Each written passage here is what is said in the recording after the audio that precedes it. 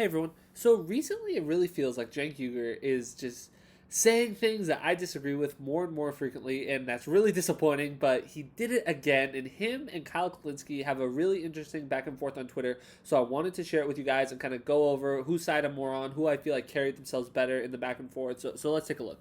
So Cenk Uygur sent out this tweet, at Joe Biden has 1,000 problems. I'll fight like hell to move him toward progressive positions. I'll almost certainly help to primary him in 2024, but not voting is still taking action. It doesn't make you morally superior to those who make hard choices. It might do the opposite. So the first thing, before I get into my overall analysis, I would just like to point out I really don't like that Cenk says I'll almost certainly help to primary him. Like, no. Primary. If Joe Biden wins, we 100% should primary him in 2024. Like, that shouldn't even be a question. So, like, you could say I'm being nitpicky there, but I didn't care for that phrasing. So then Kyle Clancy responded with, wait, so I might be morally inferior for not picking one of the two corrupt war criminals. Am I reading this right? And so this is the stance that Kyle Clancy has taken time and time again, where they're both beyond the pale, and he's not going to vote for either of them. I really, really heavily sympathize with this argument. So Cenk Uygur responded to this with, yes, you are reading that right. George Bush and Adolf Hitler are both war criminals. Are you saying that not voting for either in an election between the two is the morally correct position? Because it most definitely isn't. Come on the show and let's have a real discussion on it. So first of all, let me just say, super appreciate Cenk Uygur for saying, hey, come on our show, we'll debate it. One of the reasons that I really support that is because I love watching debates. Like, debates are like one of my favorite things, and like Kyle Clancy and Cenk Uygur, I really enjoy both of them. I would love seeing them debate just about anything, and this is something that they disagree on, so I would really enjoy that. And then also, but something that I didn't enjoy about what Cenk Uygur said is the comparison of George Bush and Adolf Hitler. And the reason that I don't like that is because obviously Trump is Hitler in this situation, and just I need people to stop pretend. Like, obviously he's doing like a moral extreme, like that's the thing with hypotheticals. You often go to the extremes to like really test what you believe, but just this belief that Trump is Hitler just isn't true. That's just it's just not, and it just totally like whitewashes what like Hitler actually did. Like, it's just not even comparable. Like, yeah, Donald Trump is bad, but to act like he's so much worse than even George Bush. I mean, him and George Bush are pretty comparable.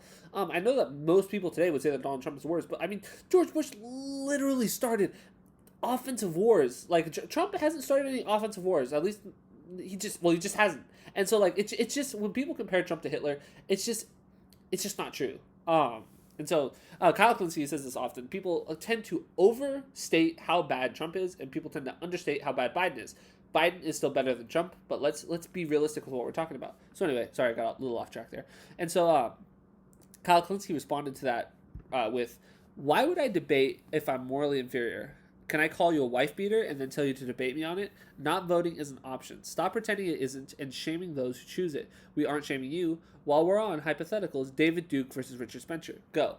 And so I don't really like Kyle's take on this, just because I want to see him debate. But he's just being a little too sensitive about this. Like, I get it. Like, he's like taking this weird stance, like, oh, you call me morally inferior. Like, I'm not going to debate that. Like, come on, let's go debate him. Come on, don't use that mean word. Whatever. These two are like really good friends. Like, they literally started just as Democrats together. Like, I feel like they should be at a point where like they can trust each other enough to know that like neither of them hates the other one. And so I really don't like that like Kyle Kulinski is getting like overly sensitive about it. And I get like why he is. It's just because like so many people are coming after him for his position of not supporting Joe Biden. And so like I get that, but it's just like it should be okay. Like, it's fine. It's fine if you go on Cenk's show. Like, he doesn't... Obviously, they respect each other. Like, that should be a given. And, like, I really don't like that Kyle Clancy is, like, taking this overboard with what he's saying. Even if I do probably more agree with him. And also, he gives the comparison of David Duke versus Richard Spencer.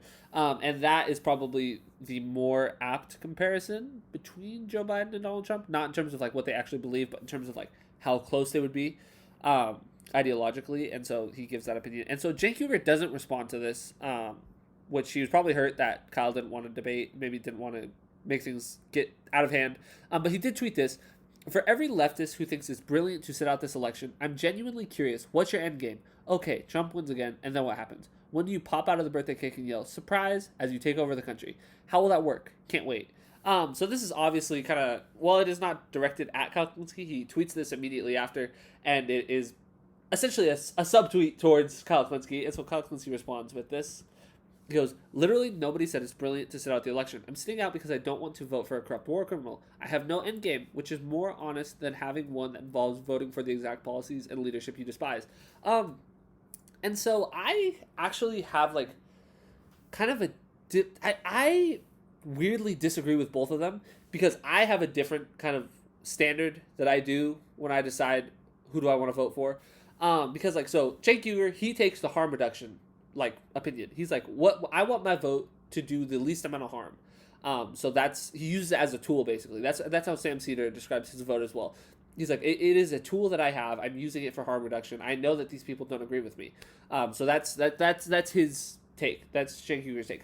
Kyle Kulinski's, his is he has standards. He has certain standards. He says that he has 5 standards that if a politician doesn't like agree with these things, Medicare for all, make the minimum wage a living wage, free college, end the wars, and UBI.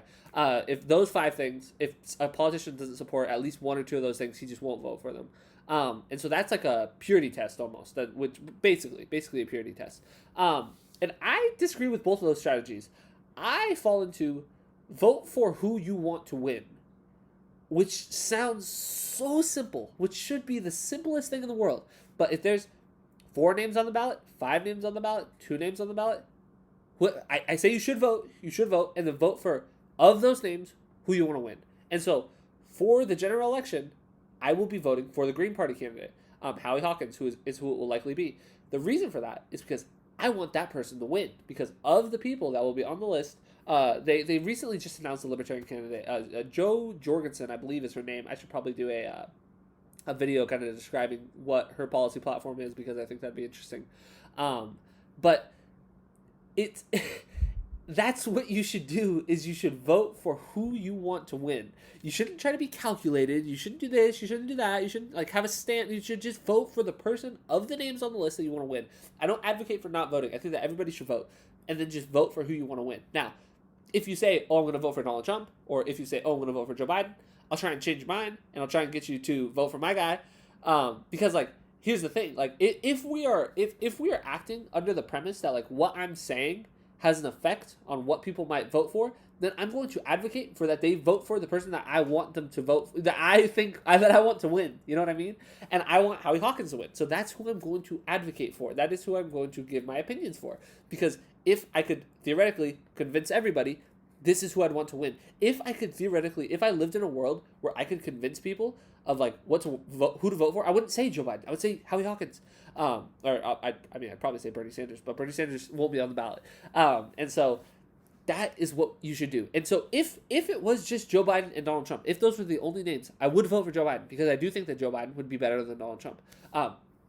Those will not be the only games. And I hate this argument that like, yes, I know a third party has never won. A third party, like, it's incredibly unlikely that they will win. But, like, I don't believe in trying to strategize my vote. I just believe in voting for the person that I want to win. That is all I'm going to do. That's all I'm going to do. Because anything beyond that is silly. Why would you not vote for... And I don't... Kyle Kulinski says that when you vote for someone, you own everything that they do. I get what he's saying. Like, so he says that, he voted for Obama, and then when Obama did... those drone strikes, he chose not to vote for him again in 2012 because he felt a guilty conscience about like all the civilians that died as a result of those drone strikes. I get that, but I don't think he didn't know that Obama was going to do that, and 2, it's just I don't think that you are responsible for what they do. I just think that he wanted Obama to win in that situation, and so he voted for him. And then once he found out how Obama governed, he decided to vote for Jill Stein in 2012. That's fine. You know what I mean? That's fine. But he does it more on a purity test basis.